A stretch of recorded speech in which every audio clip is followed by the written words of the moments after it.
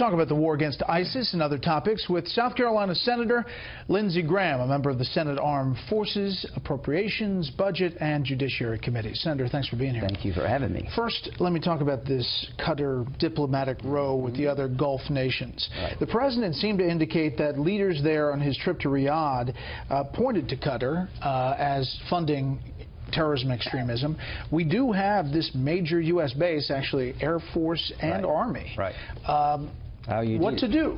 Well, I've been there many times. I'm more with Tillerson on this. We need to get all the parties back together. Qatar has helped Hamas. They funded the Muslim Brotherhood.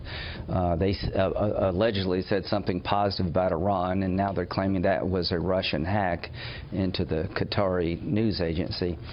It's best for us if we can get Qatar back in the fold and bring everybody back together, because we've got 10,000 troops there, and Qatar has been helpful. They're getting better in terms of funding terrorism. I just don't want to see Qatar isolated. And what about this fight against Raqqa? I mean, is this the end game for ISIS? Well, it's the beginning of the end, but I have a real concern about the makeup of the force. The Kurdish element of the Syrian Defense Forces is the largest military component. In the eyes of Turkey, they're terrorists. I have my suspicions as to whether or not they can hold the Arab town once you take it away from ISIL. I think we've got too many Kurds and not enough Arabs, and I'm worried about the day after in terms of holding this place. So I hope we'll get more Arabs in the fight. But I appreciate President Obama unleashing the military, giving more capability to our commanders. But this President Trump. Excuse me, I'm sorry. President Trump. Yes, I'm glad the other guy's gone. President Trump. He's actually given the military the chance to do some things in Mosul and Raqqa we haven't been able to do before. But there is a cautionary tale here. The force that's going to go in and take Raqqa is mostly Kurds. They're not going to be able to hold that area. We need to come up with more Arabs. We have U.S. forces on the ground. Do they need more? Yes. We need, I think, as many in Raqqa as we have in Mosul. We have about 6,000 inside of Iraq. That's expedited the demise of ISIL inside of Mosul. These soldiers need to stay behind. Don't do what Obama did, President Trump. Don't pull all of our soldiers out, because it'll fall back apart. I think if we had more American forces on the ground, you'd get more Arabs in the fight and rely less on the Kurds. I want to turn now to domestic policy and specifically health care. Yeah. Here's the president today, sounding pretty optimistic. Take a listen. If Congress doesn't act to save Americans from this Democrat-inflicted catastrophe, next year is only going to get worse. It's going to get a lot worse. Although I don't know how it can get worse than 203%, but I'm sure the Democrats will find a way. Almost every major insurer has already pulled out for 2018. The House took an important first step to rescue Americans from this calamity. The Senate, I'm sure, will follow suit and get a bill across the finish line this summer that will be great health care for Americans, and I'm looking forward to seeing it. I think there are some looking forward to seeing it. You told reporters Monday, I don't think we can put it together among ourselves. I've always believed let Obamacare collapse. That has always been my preferred route. Well, here's the deal. Now, one Democrat wants to help us replace Obamacare. Not only are they invested in Obamacare, Democrats in this country are going to a single-payer system. You see California and other states saying Obamacare is not enough government. We want a single-payer system, cradle-to-grave, government-run health care.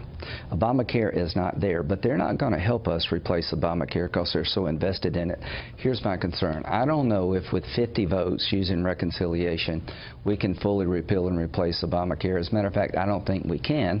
We can make a substantial down payment on change, but here's what I would do. They created this mess. It's collapsing before us all. As Republicans, let it collapse and go to the Democrats and say, we told you so. Now help us replace it. You're saying 50 votes. You're saying that Rand Paul is a no. No, I don't know. I misstated. I talked to him in the gym. I think he's going to be a hard sell. You got Medicaid expansion states, those who took the Medicaid money, in South Carolina and other states who said, no, Medicaid's already broken, we don't want to expand it. We're in a fight among ourselves. There's a promising proposal coming from Mitch McConnell that will repeal the individual mandate, give more state control, and change some of the essential health care benefits to lower cost. But at the end of the day, what the House did, Obamacare expanded the government role in health care by $1 trillion. The House saved $133 billion out of $1 trillion. I don't want to oversell what we're doing here. Right. But if it collapses and you control the White House and the Senate and the House, you don't think Republicans own that? No, we didn't create this mess. If we could get Democrats to help us replace Obamacare, we could get there. Through reconciliation, you can't pass through reconciliation buying across state lines. Okay, last thing on this.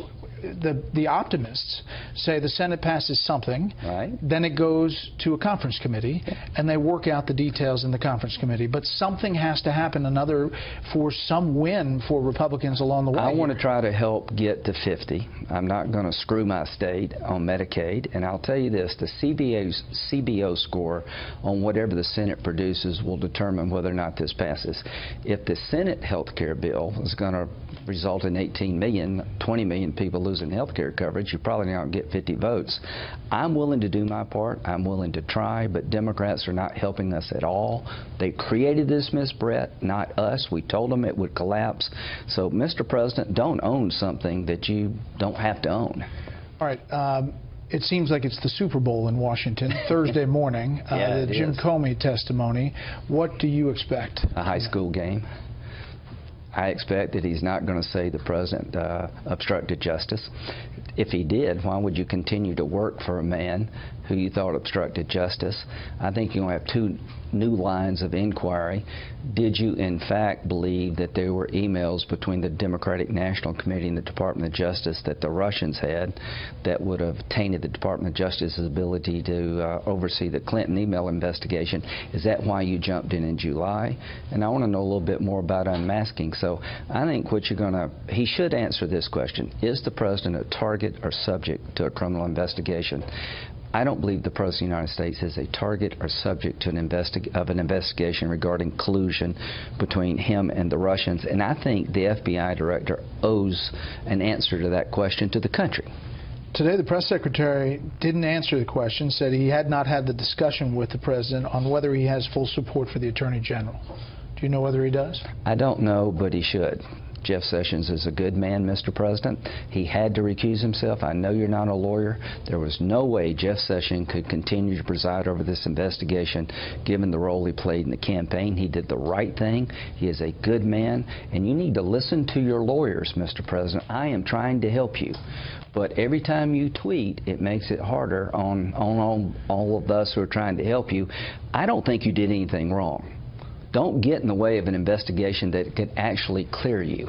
To that point, he tweeted today, the fake MSM, mainstream media, is working so hard to trying to get me not to use social media. They hate that I can get the honest and unfiltered message out. Sorry, folks, but if I would have relied on the fake news of CNN, NBC, ABC, CBS, Washington Post, and New York Times, I would have had zero chance of winning the White House. The election's over. You won. I'm not going to tell you you beat me like a drum.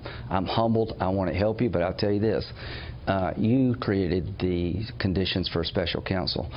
I have seen no evidence of collusion between President Trump and the Russians, and I've looked really close. But the reason we have a special counsel is he suggested through an interview with NBC that the reason he fired Comey was because of the Russian investigation. So I would just say this, Mr. President, your words matter now. You're no longer a candidate for office. You're the President of the United States, and a lot of us want to help you. Help us help you. He once gave out your cell phone number. Now he uses it. I talk to him all the time. I really like the president. I want to help him on health care. He could do things that no other Republican would do. He could get immigration done. He's got credibility on the border I don't have. He could go big on infrastructure. He's a builder. He knows what tax cuts will do for the economy, and he's been a great commander-in-chief. He's taken the fight to ISIL. He bombed Assad. God, I wish Obama had done that. You'd have 400,000 people alive in Syria today. So I want to help you, but you're going to have to help us help you. You're going to have to knock some of this off. Here's my warning to him. We're now in legal situations here. There is a special counsel. There are rules about what you can say and what you can't say about witnesses. Just trust the system to clear you. If you did nothing wrong, we will get that answer, and I have seen no evidence of the president colluding with the Russians. Let this thing go forward, and we'll get the right answer over time. Senator Graham, we appreciate your time. Thank you. I hope he's watching.